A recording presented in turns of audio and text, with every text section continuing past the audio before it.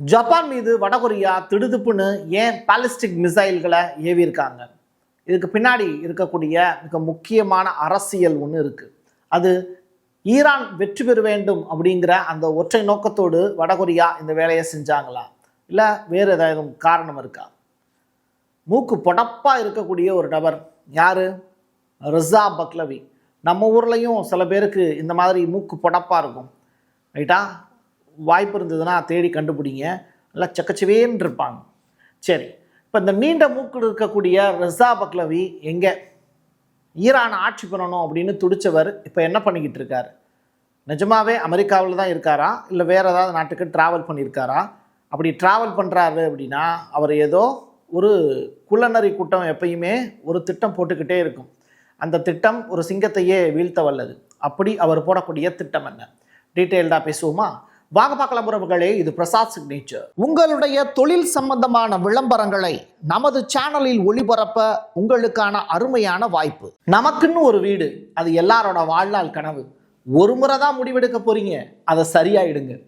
Creator constructions உங்களோட கனவு இல்லத்தை சூப்பர்வா டிசைன் பண்ணி அழகா கட்டித்தராங்க. இன்டீரியர் டிசைன்லையும் இவங்க தான் டாப். North west interiors. தொடர்புக்கு 72907991. Straight of commerce. இப்படி ஒரு காட்சியை நீங்கள் பார்த்துருக்கவே மாட்டீங்க. ஒட்டுமொத்தமாக ஒரு பெரிய கப்பல் முழுவதுமாக தண்ணிக்குள்ளே எரிஞ்சுக்கிட்டு இருக்கு. இது முழு கொள்ளளவு இருக்கக்கூடிய ஒரு ஆயில் டேங்கர் கப்பல் அப்படின்னு சொல்கிறாங்க. அப்போது ஒட்டுமொத்தமாக இது தீப்பிடிச்சி எரியக்கூடிய காட்சிகளை நீங்கள் பார்க்குறீங்க. இது யாருக்கு சொந்தமானது? அமெரிக்காவுக்கு சொந்தமானது. யார் அடிச்சிருப்பா? ஈரான் அடிச்சிருக்காங்க. பட் இது ரிலேட்டடான செய்திகள் ஊர் உலகத்துக்கு தெரிகிறதுக்கு இன்னும் கொஞ்சம் நாள் ஆகும். மொத்தமாக 2 அல்லது 3 ஷிப்பை அட்டாக் பண்ணியிருக்காங்க ஈரான், ரைட்டா? இப்போ அது தொடர்பான காட்சிகளும் ஸ்பெஷலாக கிடச்சிருக்கு நமக்கு. அந்த காட்சிகளை தான் நீங்கள் பார்த்துக்கிட்டு இருக்கீங்க. கப்பல் அப்படியே ப்ரௌனிஷாக டோட்டலாக அதை அடிச்சிருக்கக்கூடிய பெயிண்ட் எல்லாமே டோட்டலாக காலி ஆகிடுச்சு. இங்கே தெரியுதா உங்களுக்கு? ஸோ இந்த மாதிரி அந்த கப்பலுடைய நிலைமை ரொம்ப மோசமான ஒரு நிலையில் இருக்கிறத நீங்கள் பார்க்குறீங்க. முழு கப்பலுமே டோட்டலாக எரிஞ்சு போச்சு. இது அமெரிக்காவுக்கான பெரிய லாஸ் அப்படின்னு சொல்கிறாங்க, ரைட்டா? ஏற்கனவே ஏகப்பட்ட லாஸ் அமெரிக்காவுக்கு ஏற்பட்டுக்கிட்டு இருக்கு. இதில் இது வேற. ரிசா பக்லவி, ரைட்டா? இது என்னது? ஏதோ ஒரு சிறப்பு வாய்ந்த ஒரு கார்ட்டூன் மாதிரி இருக்குது, ரைட்டா? இது ஒரு பக்கம் இருக்கட்டும். இந்த மூக்கு பெருசாக இருக்கக்கூடிய இந்த ரிசா பக்லவி என்ன செஞ்சுருக்காரு, எங்கே போய் உக்காந்துருக்காரு அப்படின்னு சொல்லி தேடி பார்க்கும்போது இப்போது பிரான்ஸில் இருக்கக்கூடிய உக்ரைன் தூதரகத்தில் போய் உக்காந்துருக்காரு. அங்கே போய் உக்காந்துக்கிட்டு அப்பப்போ வீடியோக்கள் வெளியிடுவார். மக்களே போராடுங்கள் போராடுங்கள், உங்களுக்கு சுதந்திரத்தை கொடுப்பதற்காக நான் வந்து கொண்டிருக்கிறேன் அப்படிங்கிற செய்தியெலாம் சொல்லுவார். ஆனால் ஈரான் மக்களை வர மதிக்கலை. இந்த உக்ரைனுடைய அதிபர், காமெடி அதிபர் ஜெலன்ஸ்கியை பார்த்து சில விஷயங்கள் பேசணும்னு தனியாக மீட் பண்ணுறதுக்கான வாய்ப்பு கேட்டிருக்காரு. முதல்ல இந்த மாதிரி ஒரு கெட் டுகெதர் மீட்டிங் எல்லாருமே ஆஃபீஸர்ஸ் எல்லாருமே சேர்ந்து உட்காந்து பேசக்கூடிய வாய்ப்பை தான் உருவாக்குனாங்க. அதற்கு பிறகு நான் உங்கள்கிட்ட பர்சனலாக சில விஷயங்கள் பேசணும் அப்படின்னு சொல்லி கேட்டிருக்காரு. அந்த அடிப்படையில் வாங்க பேசலாமே அப்படின்னு சொல்லிட்டு 2 பேரும் தனியாக போயிருக்காங்க. இது ஒரு பக்கம், சரியா? நடக்கக்கூடிய மீட்டிங் எந்த அளவிற்கு சிறப்பாக இருக்குது அப்படின்னு பாருங்க. நிறைய ஆயுதங்கள் உக்ரைன்கிட்ட இருந்து தான் இப்போ அமெரிக்காவுக்கு போயிருக்கு. ரஷ்யாவினுடைய ஆயுதங்கள் நிறையா உக்ரைனுடைய டெரிட்டரியில் வச்சு சில சாகசங்கள் பண்ண ஆயுதங்களை இப்போ உக்ரைனுடைய அதிபர் ஜெலன்ஸ்கி அமெரிக்காவுக்கு கொடுத்து உதவி செஞ்சுருக்காரு அப்படிங்கிற தகவலும் ரிலீஸ் ஆகிருக்கு. அதுவும் இந்த ஷாகட் 136 சமாளிக்கக்கூடிய பக்குவம் அப்படிங்கிறது அமெரிக்காவுக்கு இல்லை. ஸோ உக்ரைனிடம் அவங்க கேட்டுக்கிட்டு இருக்காங்க. அதன் அடிப்படையில் கொடுக்கப்பட்டிருக்கு. ஈரானுக்கு இல்லை அவங்கள அட்டாக் பண்ணுறதுக்கு அமெரிக்க படைகள் கடற்படையில் இருந்து தரைப்படைக்கு மாறி 2500 பேர் போயிருந்தாங்கன்னு ஒரு செய்தி சொல்லியிருந்தேன். இப்போது ஜப்பானில் இருந்து மத்திய கிழக்கு நோக்கி 2200 கடற்படையினரை இப்போ அமெரிக்கா வழி அனுப்பி வைக்கிறாங்க. இந்த காட்சிகளை பார்த்தீங்கன்னா உங்களுக்கே புரியும். ரொம்ப பெரிய அளவில் அமெரிக்க படைகள் மூவ் ஆகி போகக்கூடிய காட்சிகளை பார்க்க முடியுது. போர் விரிவடைஞ்சுக்கிட்டே போகுது. தைவான் மீது சீனா போர் தொடுத்தாங்கன்னா இப்போதைக்கு 1400 படகுகள் மட்டும்தான் அனுப்பிச்சி வச்சுருக்காங்க. பட் போர் வந்தது அப்படின்னா ஜப்பான் படை எங்கே நின்று யாரோட தோள் கொடுத்து போர் செய்யும்? அவங்க தன்னைத்தானே காப்பாற்றிப்பாங்களா, இல்லை என்ன பண்ண போகிறாங்க அப்படிங்கிறது தெரியல. இந்த கொஸ்டின் தான் ரொம்ப பிக்கஸ்ட் கொஸ்டினாக இருக்குது. இதற்கான ஆன்சர் கூடிய விரைவில் தெரியும். ஸோ ஈரான் வாரா இல்லை தைவானுக்கு இடையில நடக்கக்கூடிய போரில் ஜப்பானுடைய பங்களிப்பா? இப்படி ஒரு இக்கட்டான நிலையில் ஜப்பானுடைய பிரதமர் டகாய்ச்சி தவிச்சுக்கிட்டு இருக்கார். அதனால தான் நேற்றைய தினம் அவருடைய பார்லிமெண்ட் மீட்டிங் ப்ளஸ் யூரோப்பியன் யூனியனுடைய தலைவர்கள் அவரை சந்திக்கிறதுக்கு இருந்தாங்க. பயங்கர தொண்டை வலி அப்படின்னு சொல்லிட்டு உட்கார்ந்த இடத்துலேருந்து அவங்க எந்திரிக்க கூட இல்லை.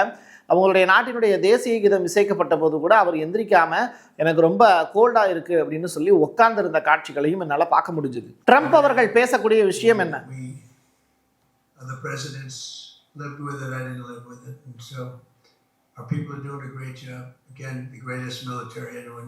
மெஸ்ஸி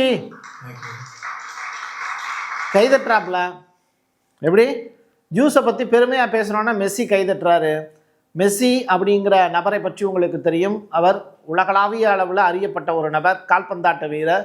அவரும் ஒரு ஜூஸ், யூத இனத்தவர் தான் அப்படிங்கிறதையும் இந்த இடத்துல பதிவு செய்யணும். அதனால தான் ட்ரம்ப்போட ரொம்ப நெருக்கமாக இருக்கார். ரைட்டா? இப்போது ஜஸ்டின் இப்போ கிடச்சிருக்கக்கூடிய ஒரு முக்கியமான தகவல், வடகொரியா இப்போது டைரக்டாக ஒரு 10 மிசைலை யார் மேலே ஏவிருக்காங்கன்னா ஜப்பான் மேலே ஏவிருக்காங்க. ஒரு மிசைல் தெரியாமல் போய் ஜப்பானுடைய கடல் எல்லையில் விழுந்தது அப்படின்னா பிரச்சனை இல்லை. ஆனால் 10 மிசைல் போய் ஜப்பானுடைய கடல் எல்லையில் விழுந்திருக்கு அப்படின்னா சண்டைக்கு வாடா அப்படின்னு அர்த்தம். அமெரிக்காவுக்கும் தென்கொரியாவுக்கும் இடையில ஒரு கடற்பயிற்சி ஜாயிண்ட் கெட் டுகெதர் மாதிரி வச்சு நடத்திக்கிட்டு இருக்காங்க. இந்த போர் பயிற்சி எப்பெல்லாம் நடக்குதோ அப்பெல்லாம் வடகொரியா என்ன பண்ணுவாங்கன்னா அணு ஆயுத சோதனை செஞ்சு பார்ப்பாங்க. இப்போ அவங்க மிசைல் டெஸ்ட் நடத்தி பார்த்துருக்காங்க. அது ஜப்பான் மேல போய் விழுந்துருச்சு அப்படிங்கிற முதற்கட்ட தகவல் மட்டும் ரிலீஸ் ஆயிருக்கு. எது எப்படியோ ஜப்பான் இப்போ அமெரிக்காவுக்கு ஆதரவா ஈரானுக்கு எதிராக ஆட்களை அனுப்பிச்சிருக்காங்கல்ல, அதற்கு பழிக்கு பழி வாங்கணும் அப்படிங்கிறதுக்காகவும் ஈரானுக்கு உதவி செய்யணுங்கிறதுக்காகவும் வடகொரியா 10 பாலிஸ்டிக் மிசைலை இங்கே ஜப்பான் மேலே ஏவி பார்த்து சண்டைக்கு வான் கூப்பிடுதா அப்படிங்கிற கேள்வியும் இதில் இருக்குது. வடகொரியாவினுடைய கணக்கு வேறு மாதிரியாக இருக்கலாம். பட் ஜப்பானுடைய கணக்கு அமெரிக்காவினுடைய அடிமை மட்டுமே. அவங்க என்ன சொல்கிறாங்களோ அதை அப்படியே கேட்பாங்க. பார்ப்போம் ஜப்பான் எதை சமாளிக்க போகிறாங்க. ஒன்று தைவான் போறையா, இல்லை ஈரானுக்கு உதவி செய்வதையா, இல்லை வடகொரியாவினுடைய நேரடி யுத்தத்தை எதிர்கொள்ள போகிறார்களா? இப்படிப்பட்ட கேள்விகள் ஜப்பானை சுற்றி இருக்கு. ஸ்ட்ரைட் ஆஃப் ஹார்மஸ் இந்த இடத்துல 21 மைல் இருக்குங்க. அதாவது ஸ்ட்ரைட் ஆஃப் ஹார்மஸினுடைய இடைவெளி அப்படிங்கிறது 21 மைல் கேப். இந்த 21 மைல் கேப்லையும் ஃபுல்லப் பண்ணி படுத்திருக்கக்கூடிய ஒரே ஒரு நபர் யாருன்னு கேட்டிங்கன்னா முஸ்தபா கமினி. கமினி அவர்களுடைய மகன் தான் இந்த இடத்துல இப்போது உட்காந்து ஆளுமை செலுத்திக்கிட்டு இருக்கார். அவர் தான் சொல்கிறாரு ஸ்ட்ரைட் ஆஃப் ஹார்மஸ் நாங்கள் மூடிட்டோம் அப்படின்னு. சரியா? இப்போது இந்த ஸ்ட்ரைட் ஆஃப் ஹார்மஸ் மூடினதனுடைய விளைவு இப்போது இந்தியாவுக்கு கச்சா எண்ணெய் கிடைக்கிறதுல சிக்கல். பட் மோடி அவர்கள் ஃபோன் போட்டு பஜஸ்கியான் அவர்கள்ட்ட கேட்டுக்கிட்டதின் பேரில் இப்போது ராய்டர்ஸ் கொடுக்கக்கூடிய தகவல் என்னென்னா 2 எரிவாயு டேங்கர்களுக்கு ஈரான் தற்காலிகமாக அனுமதி கொடுத்துருக்கு அப்படிங்கிற ஸ்வீட்டான செய்தி தான். சவுதி அரேபியாவில் இருந்து கச்சா எண்ணெய் ஏற்றி வரக்கூடிய ஒரு டேங்கர் நாளைக்கு புதுடெல்லிக்கு வந்து சேரப்போகுது அப்படிங்கிற செய்தியும் சொல்லியிருக்காங்க. இதை யார் சொல்கிறா அப்படின்னா ஆர்டி இந்தியா அப்படின்னு சொல்லிட்டு ஒரு நியூஸ் சேனல், ரஷ்யாவோட சேனல். அதில் டாக்டர் முகமது பத்தாலி அப்படிங்கிற நபர், யார் இவர்? இந்தியாவுக்கான ஈரான் தூதர். அவர் இந்த நீரிணை வழியாக பாதுகாப்பான வழித்தடம் இந்தியாவுக்கு நிச்சயம் கிடைக்கும் அப்படின்னு நான் நம்புகிறேன் அப்படின்னு சொல்லியிருக்காரு. தொடர்ச்சியாக இந்த மாதிரி கச்சா எண்ணெய் அவ்வப்போது கொடுத்துட்டு இருங்க, போர் ஒரு பக்கம் நடத்திட்டு இருங்க, மக்கள் நிம்மதியாக இருப்பாங்க, நீங்கள் உங்களுடைய அச்சீவ்மெண்ட்டை நோக்கி போயிட்டே இருக்கலான்னு ஈரானுக்கு நிச்சயமாக நம்ம ஊர் மக்கள் வாழ்த்துக்கள் சொன்னாலும் சொல்லுவாங்க. ரைட், இப்போ அவர் பேசின காட்சிகளை பார்க்கலாம். Yes, you can see the future, and then I think that after 2 or 3 hours. Yeah. Because we believe that. Okay, நாங்களும் உங்களை நம்புறோம் சார் அப்படின்னு தான் சொல்ல வேண்டியது இருக்கு. ஜெடி வான்ஸ் அவர்கள் பேசி இருக்கக்கூடிய வார்த்தைகளில் ஏகப்பட்ட ட்விஸ்ட் இருக்கு. அதாவது இந்த பெட்ரோல் உயர்வு, டீசல் உயர்வு, கச்சா எண்ணெய் விலை, எரிவாயு உயர்வுக்கு காரணமே ட்ரம்ப் தான் அப்படின்னு போட்டு உடைக்கிறார். நம்ம ஊரில் அந்த பாலு மகேந்திரா மாதிரியான நபர்களை, பார்த்திபன் இருக்கார்ல, நடிகர் பார்த்திபன், அவர் புகழ்ச்சியாக பேசுகிறதா நினச்சி ஒரு மேடையில் பேசின வார்த்தைகளை இந்த இடத்துல நினைவுபடுத்த விரும்புகிறேன். பாலு மகேந்திரா ஒரு குப்பை தொட்டி அப்படின்னு சொல்லி தான் ஆரம்பித்தார். அந்த குப்பை தொட்டியில் இருந்து கிடைத்த அழகான ஓவியங்கள் மாதிரியான ஃபோட்டோக்கள், புகைப்படங்கள் இன்னைக்கு ஒய்யாரமாக போய் நிற்கிது அப்படின்னா அந்த குப்பை தொட்டியில் இருந்து மலர்ந்த பூக்கள் தான் இன்னைக்கு அந்த மலை உச்சியில் ரொம்ப அழகாக பூத்து குலுங்குது. அதிலிருந்து கிடைத்த ஏகப்பட்ட நல்ல விஷயங்களை இன்றைக்கி எல்லாரும் அனுபவிச்சுக்கிட்டு இருக்கோம் அப்படின்னு சொல்லி பேசுவார். ஸோ இது பார்த்திபனோட ஸ்டைல். அது மாதிரி ஜேடி வான்ஸ் அவர்கள் முதல்ல ட்ரம்ப்பை தூக்கி போட்டு உடைக்கிறார். இன்றைக்கி இருக்கக்கூடிய பெட்ரோல் ப்ராப்ளத்துக்கு காரணமே ட்ரம்ப் தான் அப்படின்னு. பட் அவர் சொல்லியிருக்கக்கூடிய விஷயம், எங்களுடைய ஜனாதிபதி பொறுமையற்றவர், சொல்லப்போனால் நாங்கள் இதுவரைக்கும் சந்தித்தவர்களிலேயே மிகவும் பொறுமையற்ற நபர் அவர் தான், இடைவிடாமல் வேகத்தை அதிகரித்து கொண்டே போகிறார் அப்படிங்கிற ஸ்டேட்மெண்ட்டை சொல்கிறார் போர் ரிலேட்டடான விஷயத்துக்கு. பட் இப்போ அவர் ஒரு பெரிய கனவு காண்றாரு. அது அமெரிக்கார்களுக்கான ட்ரீம். அந்த ட்ரீம் அப்படிங்கிறது ரொம்ப பெரியது. அதை நோக்கி எங்களுடைய பயணம் அப்படிங்கிறது தொடர்ந்து கொண்டே இருக்கும். ஸோ ஈரான் சைடில் இருந்து மக்களை மீட்கிறதுக்கு, இஸ்லாமிக் ரெவல்யூஷன்கிட்டருந்து மக்களை மீட்கிறதுக்கு தொடர்ச்சியாக உழைப்போம் அப்படின்னு சொல்லி முடிக்கிறார். இதான் ஜேடி வான்ஸ் அவர்களுடைய speech. My friends, the president is impatient. He's the most impatient person I have ever met, in fact. He constantly is pressing on the gas. He wants us to do more, but I stand here proud to say that after the first year of President Donald Trump and congressional Republicans' leadership, we are rebuilding the American dream and we're taking back this country for the people of this state. Oh my God! நல்லா பேசுகிறாங்கப்பா English. சரி, right, okay. Hormuz வளைகுடா வழியாக செல்லக்கூடிய எண்ணெய் கப்பல்களுக்கு அமெரிக்க கடற்படை விரைவில் பாதுகாப்பு வழங்கும் அப்படிங்கிற ஒரு நம்பிக்கை மிகுந்த வார்த்தைகளை ட்ரம்ப் அவர்கள் சொல்லியிருக்காரு. முதல்ல உங்கள் கப்பலுக்கு பாதுகாப்பு கொடுங்க சார், அப்புறமாட்டி அடுத்த நாட்டு கப்பலுக்கு பாதுகாப்பு கொடுக்கலாம் அப்படின்னு தான் மக்கள் சொல்லுவாங்க. எது எப்படியோ நீங்கள்லாம் போர் பண்ணுங்க, நான் என் பொட்டாட்டியோட டூருக்கு போகிறேன் அப்படின்னு சொல்லிட்டு அமெரிக்காவில் இருக்கக்கூடிய பாம் பீச் அப்படின்னு சொல்லிட்டு ஒரு இடம், கடற்கரை தான், வேற எங்கே, அந்த இடத்துக்கு போய் ஓய்வெடுக்கிறதுக்காக ட்ரம்ப் குதூகலமாக கிளம்பி போயிட்டார் அப்படிங்கிறத நியூஸ் மேக்ஸ் அப்படிங்கிற அந்த செய்தி நிறுவனம் செய்தியாக வெளியிட்டிருக்காங்க. பேட்டிகளும் கொடுத்துருக்காரு.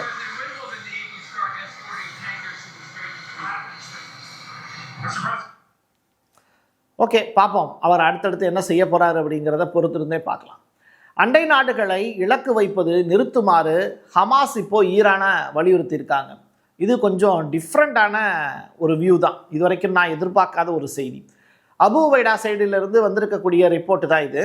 மிக முக்கியமாக ஹமாஸ் சைடில் இருக்கக்கூடிய ஒரு செய்தி தொடர்பாளர் அவங்க சைடில் என்ன சொல்கிறாங்க, நட்பு நாடுகளை அடிக்கிறதுங்கிறது ஏற்புடையது அல்ல. அந்த வகையில் காசாவிலிருந்து ஹமாஸ் சார்பாக நாங்கள் குரல் கொடுக்கிறோம், நம்முடைய நட்பு நாடுகள் மீது கை வைக்க வேண்டாம் அப்படிங்கிற ஸ்டேட்மெண்ட்டை ஹமாஸ் சைட்லேருந்து இப்போ ரிப்போர்ட்டாக ஃபைல் பண்ணியிருக்காங்க. எது எப்படியோ காசா மக்களுக்கு உதவுறதுக்கு ஈரான் ஹவுதிகளையும் ஹிஸ்புல்லாவையும் அனுப்பி வைத்தது வேறு கதை, ஆயுதங்கள் கொடுத்து உதவியது வேறு கதை. அதுக்கு ஃபஸ்ட்டு ஃபுல் ஸ்டாப் வச்சது சிரியாவில் லாக் பண்ணாங்க, அதிபரை தூக்குனாங்க, புதிதாக அல்குய்தாவிலிருந்து தேர்ந்தெடுக்கப்பட்ட அல்சாராவை போஸ்டிங்கில் போட்டாங்க, லிபியாவில் ஆட்சியை மாற்றினாங்க, ரஷ்யாவும் அமெரிக்காவும் கூட்டு வச்சாங்க. இன்றைக்கி லெபனானில் ஹிஸ்புல்லா ஆட்சியும் தூக்கி எறிந்து அங்கேயும் அமெரிக்காவினுடைய அடிமை அரசை ஏற்படுத்திட்டாங்க. இப்படி உலகளாவிய அளவில் மிடில் ஈஸ்டில் வல்லாதிக்க சக்தியாக திகழணும் அப்படின்னு நினைக்கக்கூடிய அமெரிக்கா காசா போகிற நிப்பாட்டுறேன்னு சொல்லி இன்றைக்கி இஸ்ரேல் மூலியமாக தொடர்ச்சியாக அடிச்சுக்கிட்டே இருந்தாங்க. இதை பார்த்துக்கிட்டு இருக்கக்கூடிய ஈரான் தான் மிடில் ஈஸ்ட் நாடுகள், நம்முடைய அண்டை நாடுகள் தொடர்ச்சியாக அமெரிக்காவுக்கு சப்போர்ட் பண்ணுறது தான் இங்கே இருக்கக்கூடிய பெரிய பிரச்சனைன்னு சொல்லி யார் யாரெல்லாம் சப்போர்ட் பண்ணுறாங்களோ அவங்கள புறம் துவச்சி எடுத்துக்கிட்டு இருக்காங்க. அண்ணனாக இருந்தான்னு, தம்பியாக இருந்தான்னு, அந்த இடத்துல தப்புன்னு ஒன்று இருக்குது அப்படிங்கும்போது அதை தட்டி கேட்குறவன் தான் சிறந்த மனிதன். அதை ஈரான் செய்கிறாங்களோ அப்படிங்கிற ஒரு பதில் இந்த இடத்துல வருது. இது சரியா தப்பா அப்படிங்கிற கோணத்துக்குள்ளே நம்ம போக விரும்பலை. பட் இதான் நடந்துக்கிட்டு இருக்குங்கிற செய்தியை சொல்லக்கூடிய ஒரு தபால்காரன் மட்டுமே நாம். சரி, என் கையெழுத்து என் மக்களுக்கான உறவுகளே, மீண்டும் ஒரு பதிவில் சந்திக்கலாம். நன்றி, வணக்கம். உங்களுடைய தொழில் சம்பந்தமான விளம்பரங்களை நமது சேனலில் ஒளிபரப்ப உங்களுக்கான அருமையான வாய்ப்பு. Prasad signature media broadcasting private limited. நீங்க நியூஸ் ரீடரா மாறணுமா, கண்டென்ட் கிரியேட்டரா உருவாகணுமா, சேட்டலைட் சேனல்ல ரிப்போர்ட்டரா வேலை பார்க்கணுமா, டாக்குமெண்ட்ரி மேக்கிங்ல இருந்து ஜேர்னலிசம் பற்றிய முழுமையான பயிற்சி பெற உங்களுக்கான அருமையான வாய்ப்பு. எங்களை தேடி வாங்க. ஆன்லைன் மற்றும் நேரடி பயிற்சி வகுப்புகளும் சர்டிபிகேட் கோர்ஸாவே கத்துத்தரும். மீடியா துறையில் 10 ஆண்டுகளுக்கு மேல அனுபவம் உள்ளவர்கள் பயிற்சி கொடுப்பார்கள். வாய்ஸ் ஓவர் தொடங்கி வாய்ஸ்லெஸ் பீப்புளுக்காக உங்களை சிறந்த ஜேர்னலிஸ்டா உருவாக்க வேண்டியது எங்களோட பொறுப்பு. ஸ்கூல்ஸ் அண்ட் காலேஜஸ்ல ஜூனியர் ஜேர்னலிஸ்ட்ங்கிற பேர்ல ஒர்க் ஷாப்பும் கண்டக்ட் பண்ணி கொடுக்கிறோம். மோட்டிவேஷனல் ஸ்பீக்கரா கடந்த 15 ஆண்டுகளா கல்வி நிறுவனங்களுக்கு நிகழ்ச்சிகளும் நடத்தி தரோம். தொடர்புக்கு 9944790333 94493594 prasad signature@gmail.com. நமக்குன்னு ஒரு வீடு, அது எல்லாரோட வாழ்நாள் கனவு. ஒரு முறை தான் முடிவெடுக்க போறீங்க, அதை சரியாயிடுங்க. கிரியேட்டர் கன்ஸ்ட்ரக்ஷன்ஸ் உங்களோட கனவு இல்லத்தை சூப்பர்வா டிசைன் பண்ணி அழகா கட்டித்தராங்க. இன்டீரியர் டிசைன்லையும் இவங்க தான் டாப். North west interiors. தொடர்புக்கு 7290 7991.